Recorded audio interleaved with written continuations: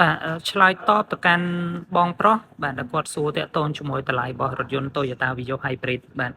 ញ្ចឹងសម្រាប់បច្ចុប្បន្នយើងមាន2ពណ៌បងណាបាទយើងមានពណ៌សពណ៌ខ្មៅបាទហើយបើសិនជាបងត្រូវការអីយើងអាច check ពណ៌ជាក់ស្ដែងសិនហើយសម្រាប់រថយន្តនេះតម្លៃគឺ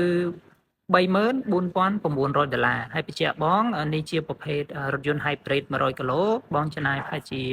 3លីត្រជាងទៅ4លីត្រជាងបាទសម្រាប់ការបើកបរប្រចាំថ្ងៃមិនថាបងបើកបរនៅក្នុងទីក្រុងឬក៏តាមបណ្ដាខេត្តបាទអញ្ចឹងសម្រាប់ម៉ាស៊ីនវិញយើងប្រើម៉ាស៊ីន 1.5 បាទជាមួយនឹង motor អគ្គិសនីមួយហើយនឹងប្រភេទអគុយ hybrid ដែលវាផ្ដល់នៅការសំចៃខ្ពស់មែនតើហើយការរចនារូបយន្តនេះគឺសម្រាប់បងបាទអ្នកដែលគាត់ចូលចិត្តបែប sport បាទហើយ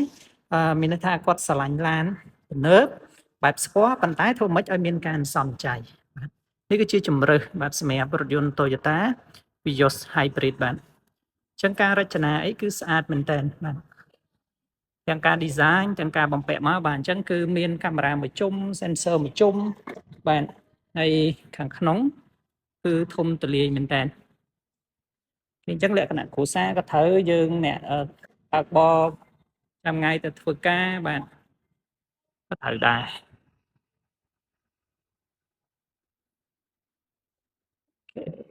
សម្រាប់បងដែលគាត់ចង់អញ្ជើញមកមើលរថយន្តផ្ទាល់អាចអញ្ជើញបាននៅ Toyota នៅសាខាទូសង្កែយើងមានរថយន្តសម្រាប់មើលបានហើយខាងក្នុងទូលាយមែនតើបងប្អូននេះយើងអង្គុយមានផាសុខភាពណាម៉ាស៊ីនត្រជាក់នៅផ្នែកខាងក្រោយក៏មានដែររថយន្តនេះប្រើជាមួយនឹង Smart Key បាទហើយប្រព័ន្ធបច្ចេកវិទ្យាច្រើនទាំងប្រភេទប្រព័ន្ធ radar Frank Auto ហ្នឹងក៏យើងបានបំពាក់មកដែរ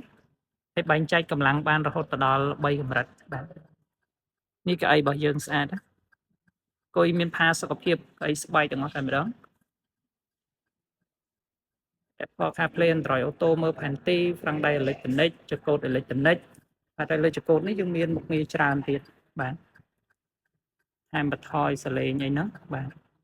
Try Mode ក៏មានបំពាក់មកដែរបងបាទ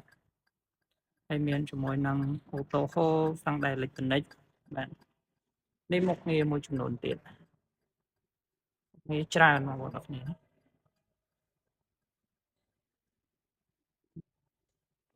ចឹងសម្រាប់អតិជនដែលគាត់ចាប់អារម្មណ៍ប្រភេទរថយន្ត Sedan